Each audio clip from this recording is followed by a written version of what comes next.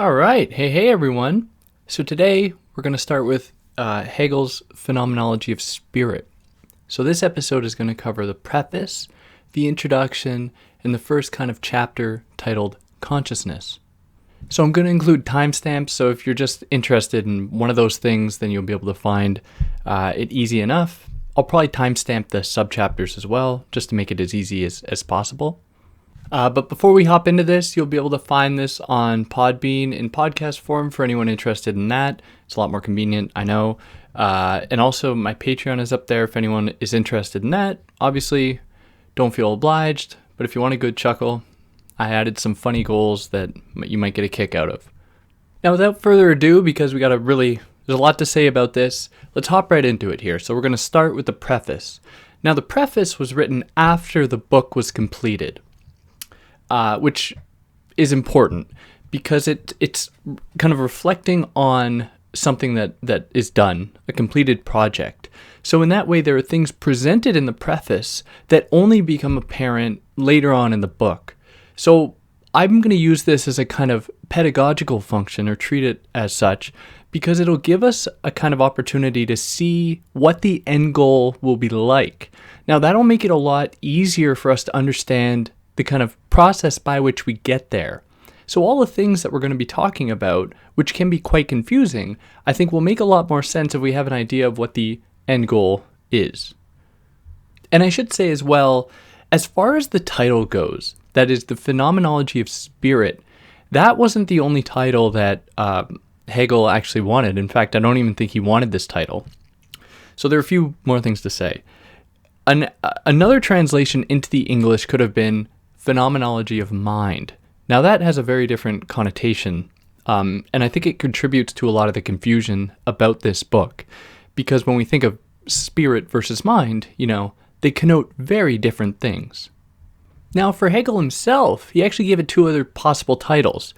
One was, I believe, Science of the Phenomenology of Spirit, and the other was, I believe, Science of the Experience of Consciousness.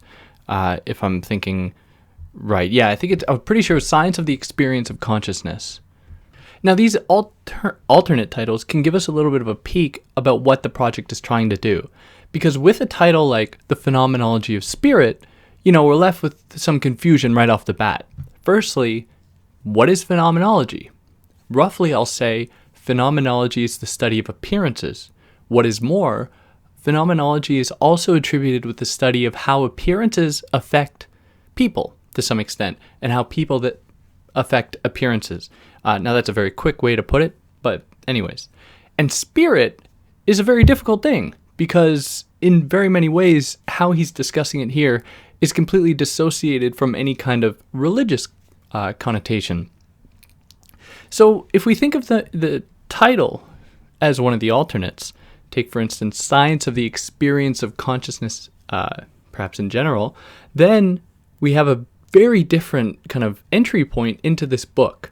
And that is the title I kind of want to draw our attention to, because it is much more relevant to what the book is trying to do. That is, it is trying to discover a science of consciousness itself.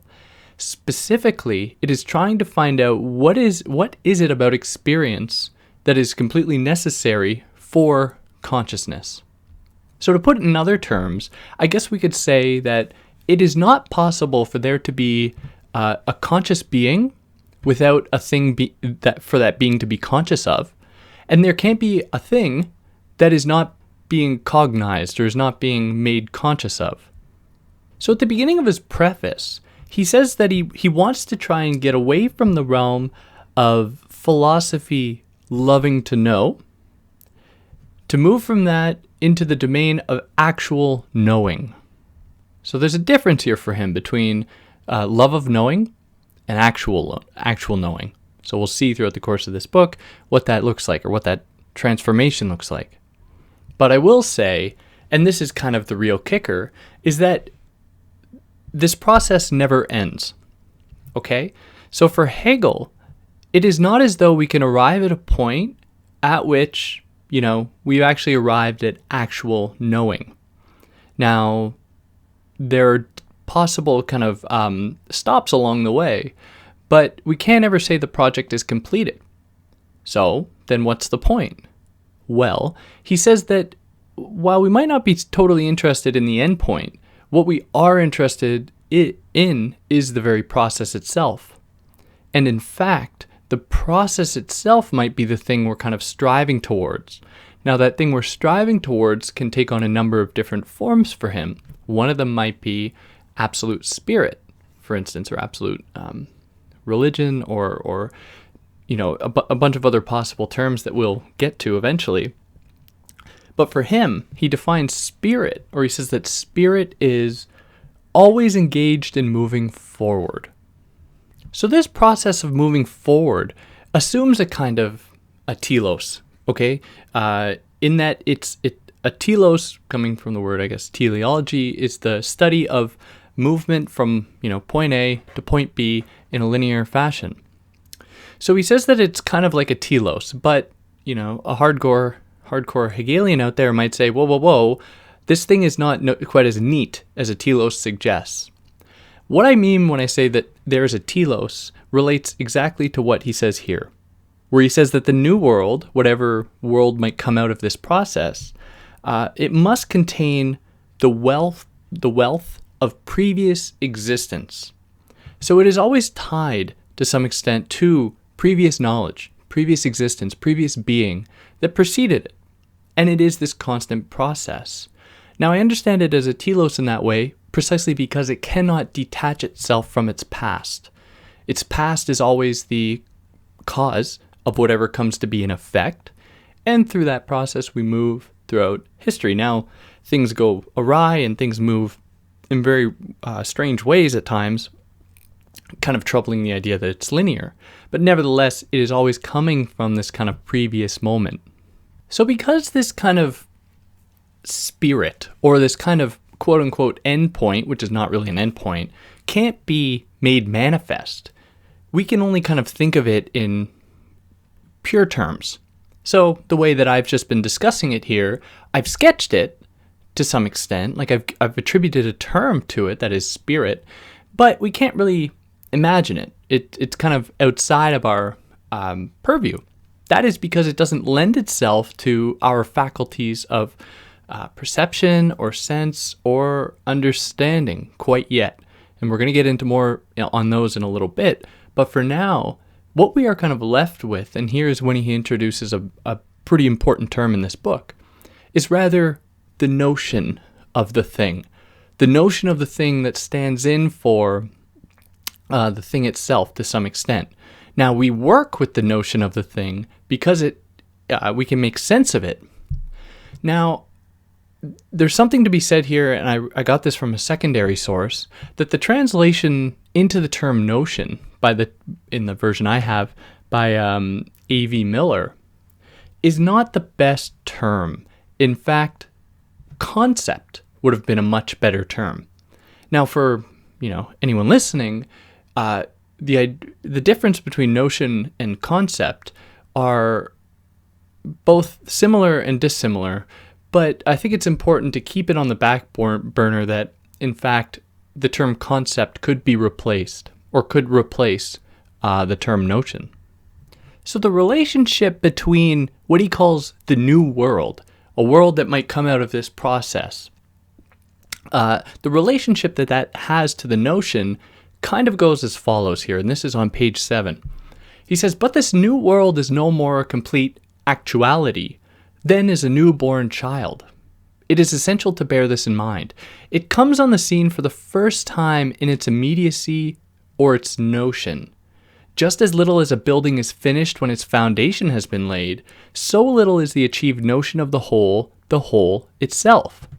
So once, and this is how I understand it, once we've established that there is, that possibility of the new world, the possibility of spirit, the possibility of, the absolute or the true for him, that is only kind of the first step, setting the foundation. That doesn't actually give us the thing itself. So what does phenomenology have to do with this? Phenomenology is a rather slippery term. And the reason I say that is because if we think about phenomenology between, Kant, Hegel, Husserl, Heidegger, and then we get into the feminist stuff like, Helen Fielding or Sarah Ahmed. Like, phenomenology is taken up in, or Merleau-Ponty, is taken up in a number of different ways that does not lend itself to kind of clear, easy understanding. So what I will say here to kind of give us a base to understand what he means by phenomenology, let's just take it as an interaction between a seeing subject, so not just seeing, but a seeing, feeling, sensual, they sense the world, subject that experiences the world. Now for Hegel, that's only kind of the first step. It is important to recognize that there is a relationship between the world and the subject, but that it's kind of naive to say that these two things are separate. So we know from Immanuel Kant, so for more on that, I did go read Immanuel Kant first, but I did a number of videos on his first critique, that is the critique of pure reason, that could explain this a little more. But Kant shows pretty tightly that there is a very firm relationship between the subject and between the world object being seen or being experienced. So phenomenology is the study of the interaction between what is outside of the seeing, experiencing subject and the world being seen or experienced. Now the two play upon one another, and Hegel recognizes this. However, Hegel says that, well, when can we turn that kind of critical gaze, or maybe just gaze, let's take out the word critical for now, for the subject, and reflect it back onto itself. So what can the subject learn about itself by not just, looking at the outside world, but turning that kind of potential onto itself? So this creates a very interesting moment. So what was once understood as a kind of subject and object split, where there's a subject that sees the world is object, Hegel says that in this moment when the subject looks back on themselves, they then embody both the subject and object position, because they are seeing, and they are seeing themselves as object.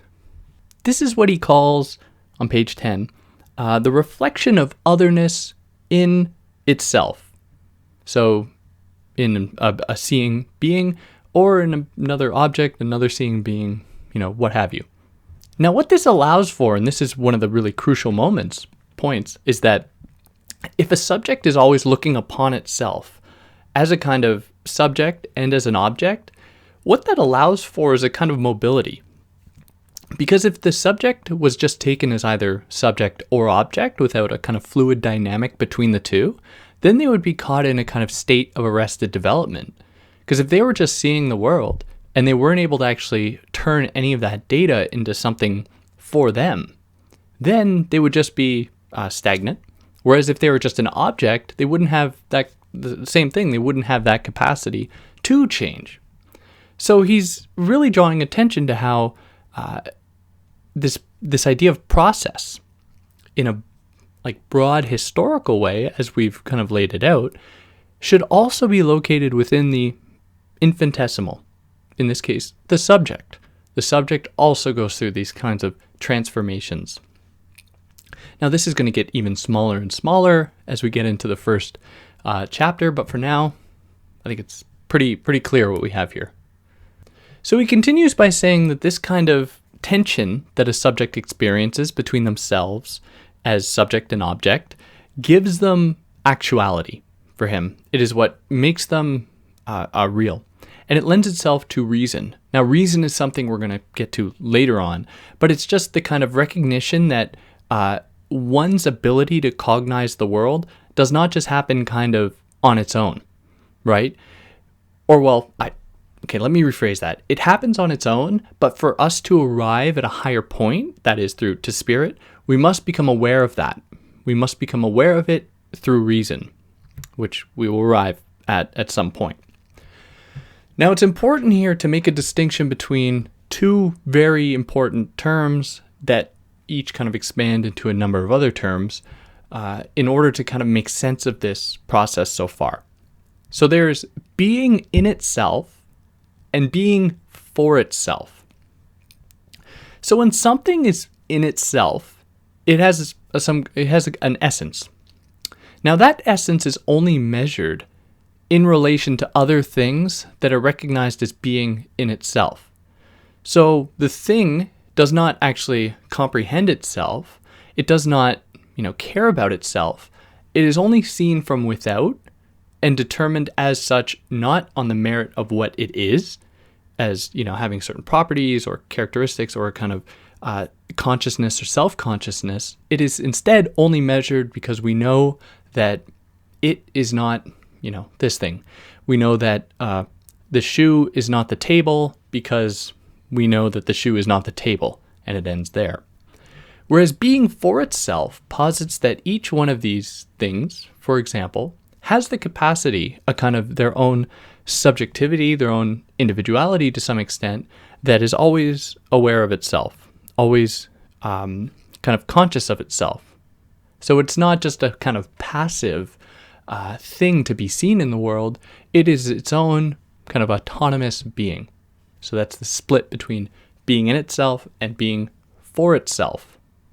Now he likens this process to a kind of science.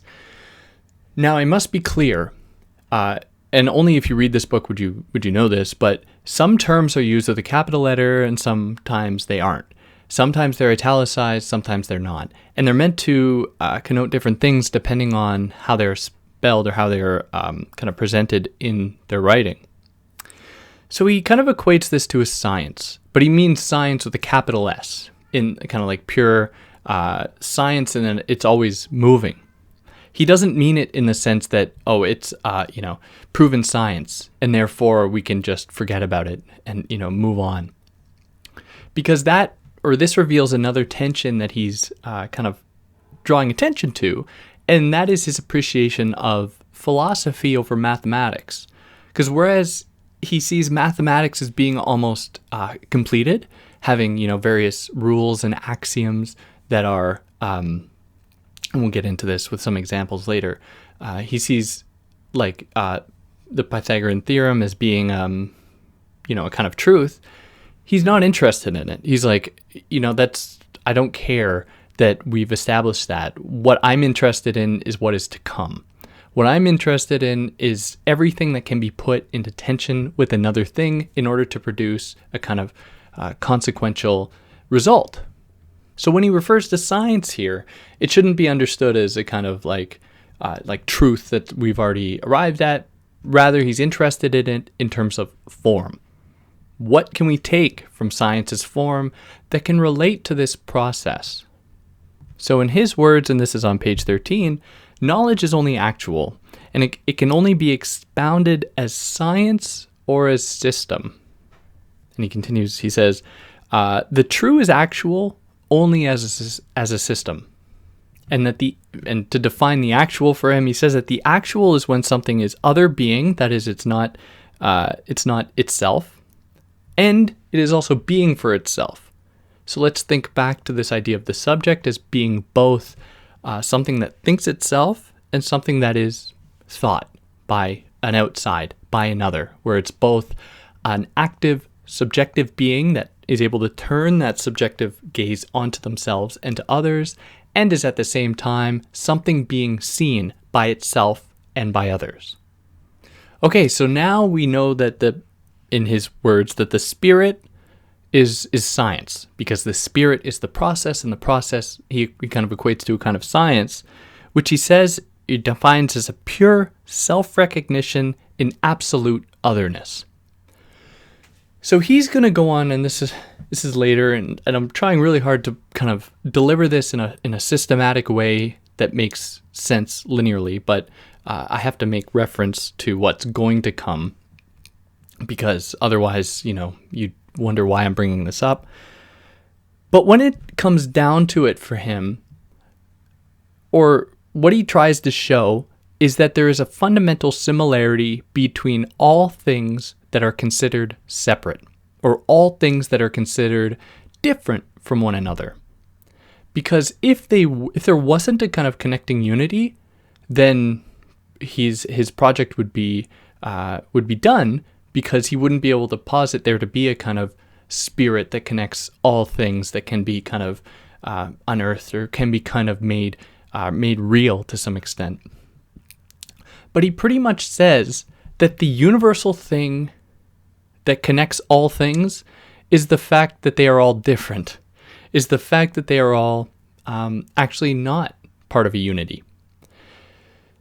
So I say that because it's important to know before we actually get into arguing that, which comes in more, I guess, in the first chapter.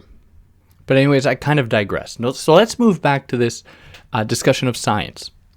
So he says that science, and this is one of the things that Hegel does pretty often, he says that science is by no means, when he's even discussing it as system, it's by no means settled.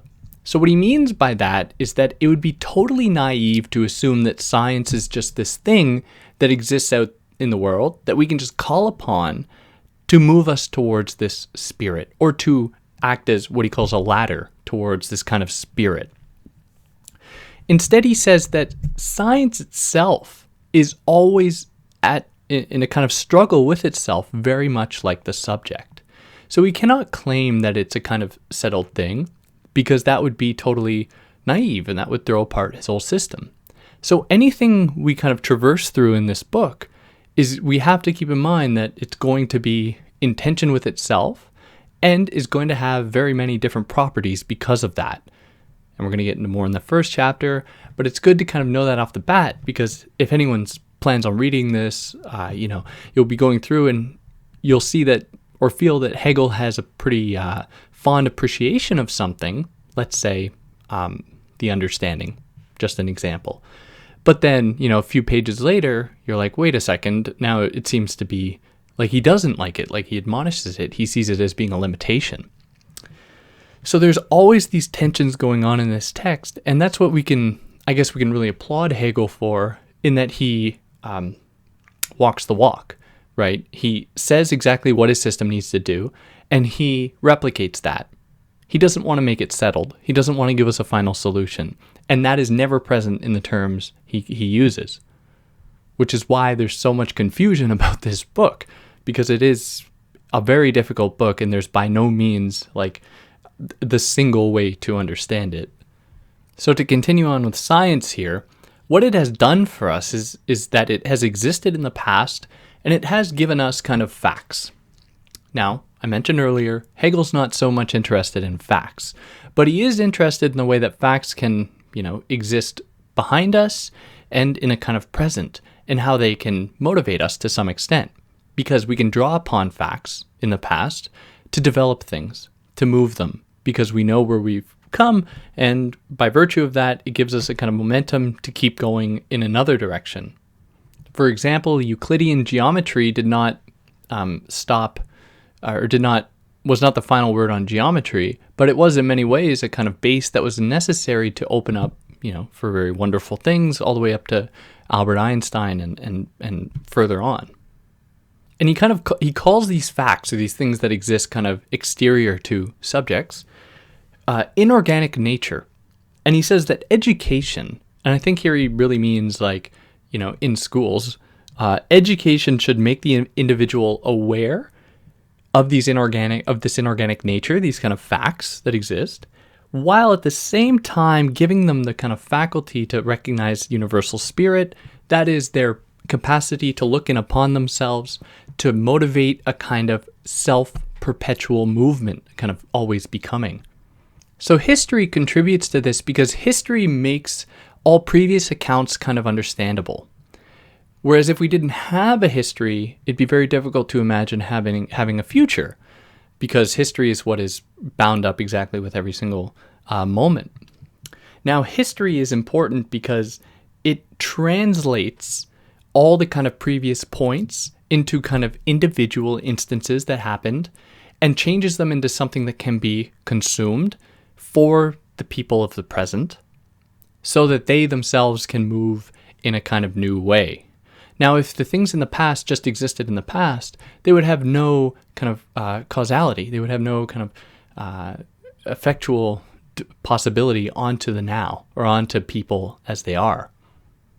So this process is always motivating us to take us away from the kind of closed systems that we are so privy to. So he gives us some examples like God, nature, understanding, things that we just take to exist as being like in themselves and that do not affect us, or we affect it, like they're already determined, that he has no kind of patience for. So when we think of the development or the process of the human, or a kind of perceiving being, there is always the endpoint to that, right? So we can think of this in terms of history. Perhaps history will have an endpoint, I don't know. But as far as what the human goes through, it has a pretty definitive endpoint, that is death. And death serves a pretty instrumental function for Hegel here, because it serves as what he calls a kind of negativity. So I want to read a little section here from page 19. He says, death, if that is what we want to call this non-actuality, is of all things the most dreadful, and to hold fast what is dead requires the greatest strength. Lacking strength, beauty hates the understanding for asking of her what it cannot do. But the life of spirit is not the life that shrinks from death and keeps itself untouched by devastation, but rather the life that endures it and maintains itself in it. It wins its truth only when, in utter dismemberment, it finds itself. So what I want to say about that is that, or actually I'm going to read one more little thing here, a few lines down, where he says that spirit is this power only by looking the negative in the face and tarrying with it. So what I want to say about this is that we can take this absolute negative point, what he calls a non-actuality, precisely because we need to if we are going to remain faithful to his system. So far, if we have a subject that is both witnessing themselves and being witnessed, and there's that tension, he calls that, as I mentioned earlier, actuality. That is what it takes to be actual. Now, death, being the end of that, must then usher in the non-actual. But because we're dealing here with oppositions, the actual must be opposed by the non-actual, and they must, in fact, engage with one another in some way, very much like the subject engages with their subjectivity, as well as their objectivity, their being seen as an object. So it's only when we are able to take this non-actuality and make it a part of our actuality can we keep this process of perpetual self-movement going. So what will happen here is the subject will lose interest in what he says here, this or that object, and will be wholly invested in what he calls the complete process of becoming. Now this kind of takes on a few other forms, where he calls this a simple oneness of knowing, where the object or negativity becomes part of spirit, becomes part of subject seeing. But also he calls it the logic of speculative philosophy. Now that'll come in quite a bit later, but still it's something we'll keep on the back burner. That is the logic of speculative philosophy, the logic of kind of imaginative, currently unknown philosophy. So some of the implications of this introducing negativity into a kind of positivity or non-actuality into actuality can be seen in a few different ways. So it makes the distinction, for example, between facts or between truth and falsehood.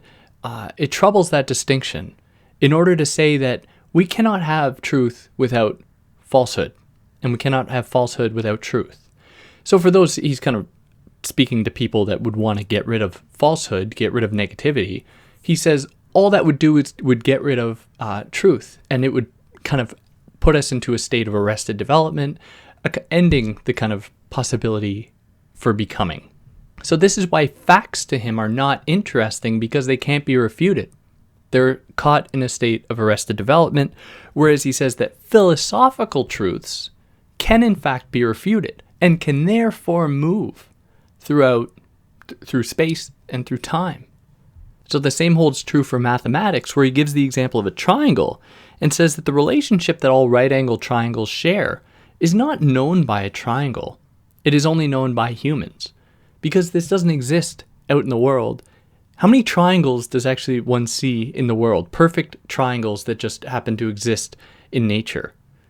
Like, it doesn't happen. We've implemented it architecturally, but you don't see triangles lying around. We've created this concept, and we've attributed it to triangles, which kind of forecloses a sort of development for Hegel. So what is the essence of a triangle? So let's throw out some properties here. Triangle has 3 sides. All the angles of a triangle have to equal 180 degrees. Let's say we're dealing with a right-angled triangle. There is a direct relationship between 2 sides to the longest hypotenuse side. If we're dealing with an isosceles triangle, all the sides are equal, I believe, as far as length goes, and so on and so forth. Now, what that means for Hegel is that we are kind of dismembering, I believe he calls it. We're dismembering the triangle in order to make sense of the triangle, because we can't just be satisfied with a triangle existing on its own with its own essence. No, we have to imbue it with a number of different characteristics in order to make sense of it. Now, he says that that's a problem because then it ceases to be the triangle and it becomes what he calls a lifeless unity. That is a unity of a number of properties that are not immanent. That is, they are not actually found by the triangle itself. So the task of science is for him to recognize what he calls the life of the object, whereas a kind of narrow understanding would instead try to, what the translator translated to as pigeonhole, that is to kind of shut away any possible negativity or any possible contradictory parts of it, to make it just a kind of pure, perfect thing, which degrades it into something lifeless. So to think in terms of science instead is to, for him, think in terms of the notion. Now, these are the simple determinations for him, and they are as follows. They are the being in itself, the being for itself, and self-identity. And that the notion of oneself should not infringe upon the notion of another self because of the tension that would create, but instead to recognize that every notion, because the notion or the concept is all we can really know of the thing, and it is for that reason that we can only relate to it in that way, because that is taking it, for Hegel, on it as close to its own terms as we can. Now, what makes up our notion? Well, for Hegel, it has a lot to do with the kinds of things that determine us, the kind of properties that, exist within us. So he says here on page 39 that thinking therefore loses the firm objective basis it had in the subject when, in the predicate, it is not thrown back onto the subject, and when in the predicate it does not return into itself, but into the subject of the content. So the predicate is the thing describing, identifying the subject. So here, if I'm understanding it right, what he's suggesting is that there's a kind of firm relationship between what determines the subject and the subject itself, and the two go hand in hand. Now, for him, he wants to get rid of the idea that the primacy or the precedence is given to the subject, and to then posit that, we are as much determined by these other things as we determine them. So he gives an example that he doesn't like to refer to kind of God as on its own, because that's a kind of closed system. He instead says that, for example, God is being, where is being is the predicate, or being is the predicate, which becomes here the essence of God, not simply a characteristic. So there is a kind of fluid dynamic between the thing that is said to determine the subject and the subject itself. So there's an organic relationship there. Now, only once this has been realized, has this been kind of embraced, can a continual becoming happen. Because as soon as you take on these predicates, these kind of properties, or accept that these properties are as much a part of you as you are a part of them, then it kind of opens up the door for a kind of perpetual becoming, because you're taking on all of these different attributes at every given time. Okay, that's a kind of general overview of the preface that is a general overview of the book itself. Now that pushes us here into the introduction. So he begins the introduction by dissuading a characterization of consciousness as either a medium through which to see the absolute or as an instrument to make it accessible.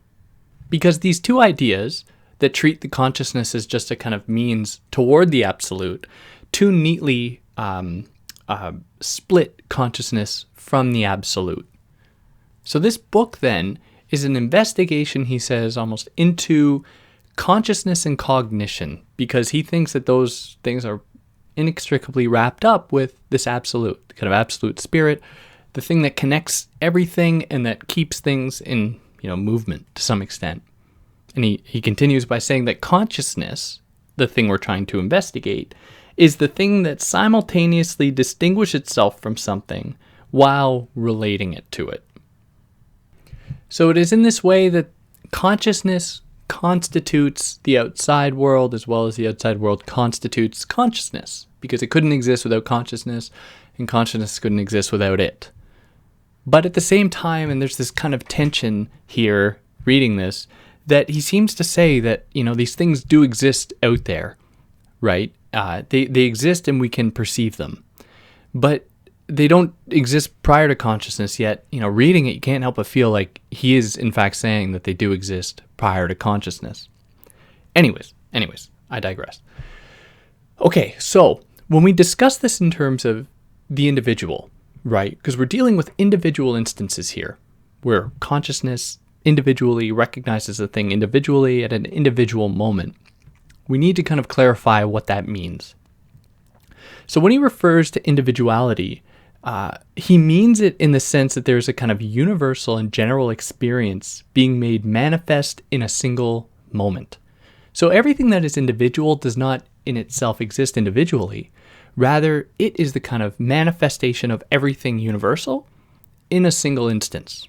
So that'll come to make sense as we go on, but for now, that's what we have here. And it is, I will add, it's for that reason that we can't actually truly be sure of the characteristics of an object, but can only be sure of that kind of individual understanding of it, perception of it. Now, what's interesting here, and I like this part, is that he says that consciousness is not always satisfied with what it sees in the world. So if you're conscious of something, you have an idea of it, you might at some point grow to disagree with that kind of conscious understanding of it. Now, what he says is that that's totally natural, that's totally normal, and that is the basis of experience, because he doesn't want consciousness to be totally satisfied with something forever and for always. Instead, he wants this continual development. He wants this movement. Now, he also calls this the being for consciousness of the in itself. So there's a thing out there in itself that is recognized in relation to other things that we see for consciousness as it is in itself, that alters that consciousness, that can move it. So he kind of wraps up this introduction, and the introduction is pretty short compared to the preface, by saying that consciousness's journey is pretty much characterized, consciousness's journey through experience is the entire realm of the truth of spirit for him, in his words, and that's on page 56, or absolute knowledge. Now, it's on that note, we'll move into chapter 1 here, consciousness. And the first subchapter, sense certainty. So he says that sense certainty is comprised kind of primarily of seeing and hearing, but we can really attribute all the senses to this. And this is dealing really with the, as neutral as possible, experience that a subject has in relation to the world. So when you're, toddler, you're just taking in raw data from the world. That is your sense certainty of it. And you are, in a sense, affected by it, and you come to internalize all those different data, those data points, that only with time can you come to make sense of. Now, he says at this point, that is in sense certainty, is when there's the most truth of the object being understood by the subject, because we're not burdened by, prejudice, by our understanding, by consciousness, by, our history. We are just taking things as they are presenting themselves to us. So this is a necessary step and one we must all go through, but Hegel's not interested in it. because it doesn't say anything about consciousness, and it doesn't say anything about a kind of like phenomenological interaction. It's just a one-way entry of sense data into the person, sensing.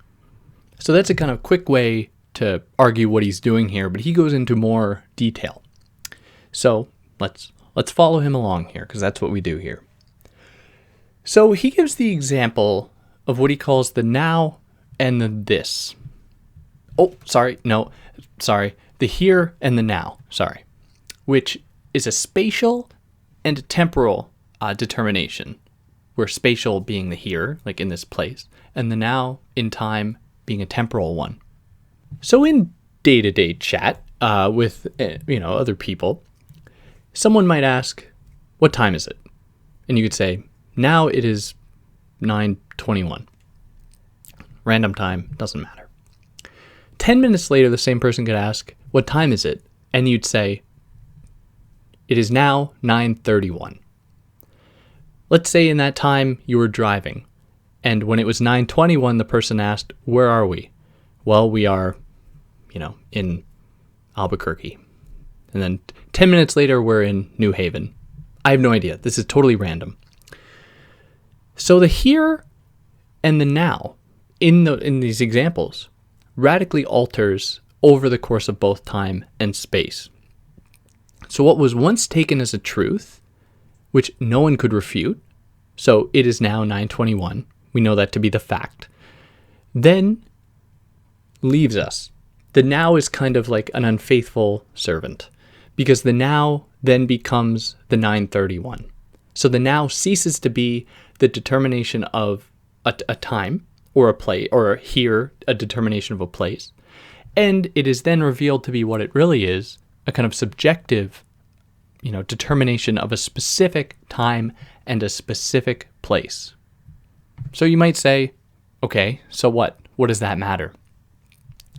Well, Hegel takes this to make a broader statement that the accumulation of all heres and nows, that is, all experiences, all moments, are all separate, but the guiding thing is that, or the universal attribute is exactly that they're all separate, that they are all individual experiences, individual instances in a whole map, in a whole kind of orchestra of heres and nows.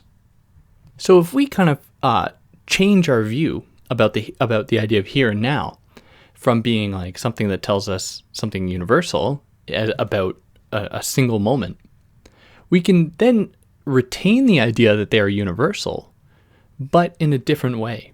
So when we understand the here and now to be universal in its specificity, they're always specific moments, then we can understand it as what he calls a mediating simplicity, or a kind of simplicity, or a universality. Now this troubles the kind of implicit connection we had to anything the here and now told us. So he says, but this, in his words, this is on 61, he says, but this pure being is not an immediacy, but something to which negation and mediation are essential. Consequently, it is not what we mean by being, but is being defined as an abstraction, or as the pure universal. And our meaning, for which the true content of sense certainty is not the universal, is all that is left over in face of this empty or indifferent here and now. So whereas previously in sense certainty, as we characterized it earlier, where there's like an outside world that is determining us, throwing data at us, now he says that we can reverse the script, and now the outside world is indeterminate, precisely because the categories through which we understand it, heres and nows, are by no means, true per se. We can then flip the switch and say that, well, in fact, that outside world doesn't seem to be quite as, neutral, always present, as we thought it to be. Now, this problem continues when we understand that there is not a kind of single individual experiencing the world. There are many. So there's not only many worlds experienced to some extent, there are also many individuals, many subjects experiencing it. So the kind of easy idea that, there is a world and there's a subject perceiving the world is suddenly thrown into question because we explode those categories. So here we arrive at a pretty interesting point and an important one. For any of those interested in Zizek's work, you will be familiar with this term. The negation of the negation, or to negate the negation. So Hegel says that when we say something is now, let's say the example he gives is that now is night. That is a negation for him because it completely closes off every other thing that the now can be and every other now that the thing can be. So there is implicit within that characterization of a now or a here, a negation. When I said it was 9:21 in Albuquerque, that meant it was not 10:13 in New Mexico, for example. So there is a negation there. Now what Hegel calls for, precisely because that doesn't get us anywhere if we just think about things in their specificity like that, he says we have to negate the negation in order to look at the universal, the whole. So instead of it being all these specific moments, we need to negate that specificity, think about it in terms of the universal, where now it's not all these specific moments, it is instead a universal comprised of specific moments. Then we can get the project going. Then we can get moving into the commonality, the kind of guiding thread for everything. So for those that might not think I'm wrong, let me read what he says. So this is on page 63. He writes, "In this pointing out, then, we see merely of movement, which takes the following course. Number 1, I point out the now, and it is asserted to be the truth. I point it out, however, as something that has been, or as something that has been superseded. I therefore set aside the first truth because it's past. It's no longer now. Now, number 2, I now assert as the second truth that it has been, that it is superseded. And number 3, but what has been is not, because it ceased to be. I set aside the second truth, its having been, its supersession, and thereby negate the negation of the now, and thus return to the first assertion that the now is. The now and pointing out the now are thus so constituted that neither the, flip the page on to 64, neither the one nor the other is something immediate and simple, but a movement which contains various moments. What he calls then a plurality of heres and a plurality of nows that are parcel of this universal plurality. So this shows the kind of limitation of us describing anything at all. Because number 1, if we describe something, we are kind of consolidating it, we are freezing it in time and space. And then number 2, if we describe something, we are inevitably describing it with language, and we use like an article or a indefinite pronoun, I guess, like this. So we say this thing or this lamp, which stands in for, in our mind, we aren't conscious of this, but it then gives a characteristic to all this is. So what he calls this is, not this is, but THISES, this is, this plural. All this is are then the lamp, because I haven't made a distinction, and it follows syllogistically, that is logically, that if I say this is the lamp, or this is a lamp, then all thises are lamps. So he says that we're doomed if we think about it in those terms, and we have to step back and recognize that when we use language like that, it isn't totally neutral. When we use language like that, we are engaging in a kind of assumption about thisness. This is. Oh, God. It's good stuff. I hope you're following along so far. So for him, all that we can say that's like really true with language is that something is an actual thing. It's like a maybe. There is a thing out there, and that thing is thing. And that's all. So all we can really do then is focus on the operation of universality, or in other words, our ability to comprehend things as whole, not in their like specificity and heres and nows. Okay, so that pushes us here. We're still in consciousness, that is the first chapter, but from sense certainty to perception. And this is where consciousness first enters the scene. So perception sees in an object a mix of as many properties that it perceives. So these are the universal properties that have some out of the universal to meet for a moment in their unity in the object. So all the properties come together. It's a kind of party for properties in the unity in the object. But the subject recognizes this kind of fractured unity. And we're going to get into more examples of this as we go. But let's say we see a chair. Chair is white. Let's say it's a white chair. A chair is white with 4 legs and, it's 3 feet tall, whatever. All of these things come together to form the object. Now those things come to stand in for the object, which gives us a kind of fractured identity of that object. Now, so far we've established that there's a phenomenological association between object and between seeing subject. So therefore, that calls into question the assumed kind of unity of the subject themselves, where they too become fractured in that process. So perception is universal for him. Everyone perceives and everyone organizes based on what they are perceiving. They make sense of it in their brain. Perception is that knowing that when you see, for example, a tree, and this is an example I used in the Kant videos, when you see a tree, you know not to run away in fear, not because you think that. Whereas when you see a bear, you know to run away in fear. And it's not like you think about it. You just know. Like you have been kind of indoctrinated into a world that you've now made sense of over time. A baby doesn't run away in fear from a bear. Only through this kind of process of learning where you now are able to perceive a thing and kind of code it according to your previous history that we see this kind of perception happening. Now in this relationship, it is pretty well traditionally understood that the subject is inessential and that the object is essential. Because the subject can change, the subject can supposedly alter, whereas the objects out in the world just kind of exist. They are out there waiting to be seen, waiting to be kind of taken up in consciousness. Now to kind of reiterate what we went over in sense certainty, he says here that perception kind of perceives things belonging to various universals, like heres and nows, and that through that we kind of place them under an umbrella of knowing like things determined by their space, by their time, by anything like that. And this properly constitutes what he calls the thing. So a capital T thing. Now the negation of these universals, which we've already seen, so to negate the negation, foreclose other possibilities.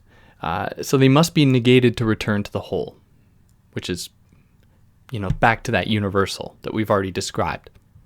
So because he says that the objects out there are essential and the subject is not, then the subject is kind of fallible. It's kind of susceptible to error. So because of that, he says that the subject is always only ever looking upon itself because it can't claim to really know the object. All it can really know is itself. And it might see this itself in the object. So that's all the subject can really be absolutely sure of. Now, what's interesting is that if we say that the object is doing the same thing, so to make it easy, let's put 2 different people together here, 2 different people in a room. Each of them can be said to be undergoing this kind of process where one looking at the other does not know that thing, right? It kind of knows its appearance, its kind of surface appearance, but doesn't know everything that constitutes that thing for itself in its own mind. So what is happening here is that we are recognizing that we are incapable of seeing that thing. So we kind of take recourse into ourselves as being a place that we know, which, without us even knowing it, actually helps us understand the thing because there's that connection between us and the thing, the object, the other.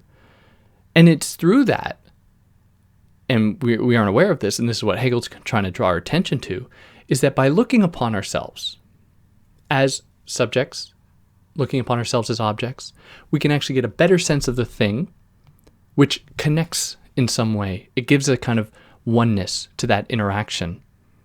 So the one for him is defined as follows. He says that, but it is not as a one that it excludes others from itself. For to be a one is the universal relating of self to self. And the fact that it is a one rather makes it like all others. It is through its determinateness that the thing excludes others. Things are therefore in and for themselves determinate. They have properties by which they distinguish themselves from others. So, yeah, I can stop that passage there.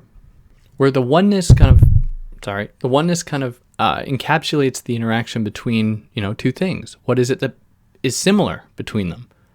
And it is in that way that we become what he calls the universal medium, because we see all things through our own eyes, through our own perception, which we then make sense of, and we see ourselves through that. So the thing is constituted by both the many less, what he calls the many less one, which is the kind of totality that binds all things, as well as the also, which is the plane of kind of possibilities. So let's say like a person, they are 6 feet tall. They are also, 170 pounds. They also have brown hair. They also have, a chiseled jaw, whatever. Where all these properties come together in their kind of plurality that all come together in this unity. So it's a unity comprised of difference. Now, any given thing is not just recognized in and of itself as having properties and belonging to oneness. As I mentioned earlier, when we're dealing with something in itself, it is an in itself in relation to other things in itself. Now, this is what he calls the unconditioned universality. The unconditioned being the thing that binds all of them, that is the fact that they are all on their own individual self things. That binds everything, but that's not conditioned by anything. It's just, it is their property that comes from always, and that is always already there.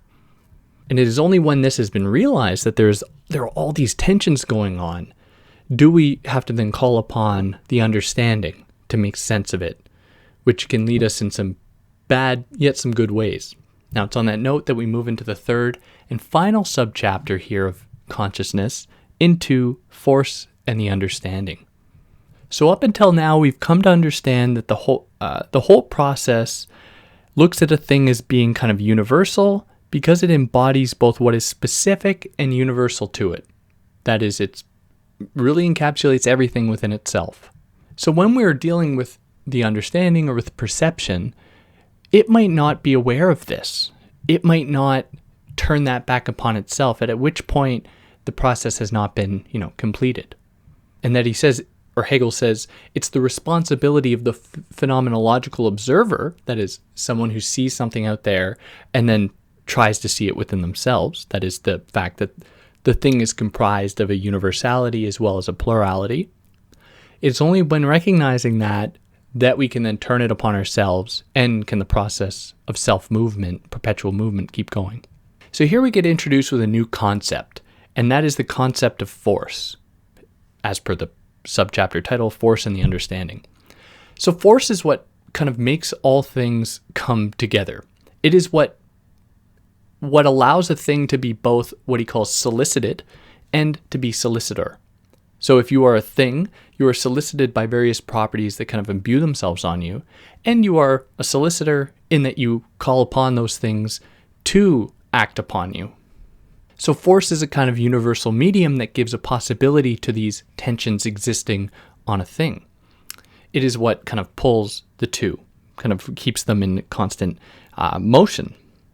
So for him, he says that force itself, because, as I said, everything we encounter here is going to also have its own tension. Force itself has a tension between itself being the solicitor and itself being solicited, where it's being taken on and it is also taking things on as in its constant movement. So no side that is of a subject or a thing, that is the side that is a plurality or one of universality, is a thing in itself. That is, it's not just always already determined. It is instead, they are necessary in order for either to exist. So you cannot bracket one off from the other. So the understanding doesn't always know this, especially when it comes down to force, where it sees force as just being another thing that exists in the world in relation to other things. The understanding does not recognize force as being a thing for itself. only when that happens, only when it doesn't recognize the thing for itself, that is, it is able to internalize both the negative and the positive of force, can it do that to itself, right? So what that means then, or what that does, is it delivers us from the sensuous world to the super sensible world. Because if we think that there are just things in themselves out there that are determined just in relation to other things, then we are dealing with, abstract appearance concepts that don't actually get at the kind of movement that all things go through, because they are arrested in space and time. So that instead moves us from the sensuous world that is only receives sense data into the super sensible world, which moves us from what he says a vanishing realm of kind of appearance to what he calls a permanent beyond. But, like I said, every kind of thing we arrive at is going to have its own tensions. And this super sensible world, that is the second world, or what he calls the alternative world, has its own tensions as well, where it is through consciousness, because consciousness is what is perceiving it, consciousness might only imbue it with a kind of appearance status. They might only see it as another thing in itself, because the consciousness does not yet have the capacity to maybe see it as a thing for itself. But it should be noted that the kind of appearance that consciousness fills the permanent beyond with, in order to make sense of it, is markedly different from the kind of appearances we see in the sensuous world. So while we are not yet, the project hasn't really gotten going yet, because we haven't moved past consciousness into self-consciousness, that is a complete for itself, because we're still in the realm of, appearances. What happens is that, as long as we're there, we haven't moved yet. And insofar as consciousness imbues the other world, or the supersensible world, with appearances, then we could say that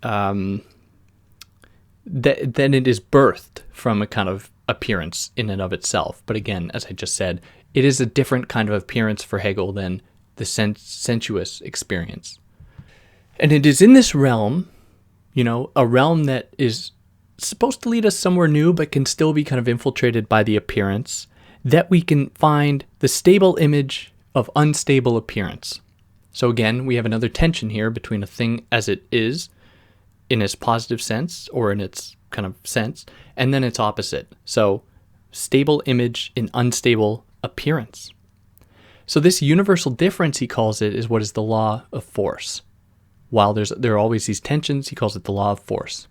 And we must be careful not to just subsume them all under these categories, like all things within the supersensible world under these categories, because, things act differently. There's not like one overarching law. And he gives the example of gravity, where like gravity is a law, but it operates very differently on different things.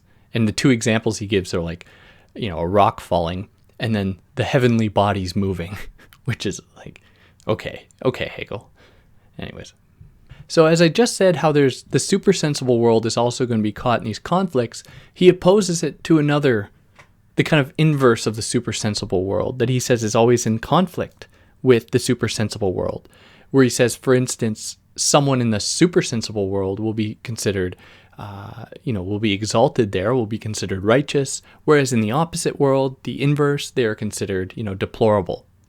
And he gives the example of like punishment, where he says that punishment is what internalizes, or is kind of like a proxy. It stands in for the law, and it is therefore righteous. But at the same time, it mobilizes a kind of evil, what is not the same to it, to the law, in order to enact the law. So it's in conflict with itself, because it is both for righteousness and for evil, for criminality. So all this to say that when we think about things as distinct from one another, we have to understand that this distinction is exactly what is necessary.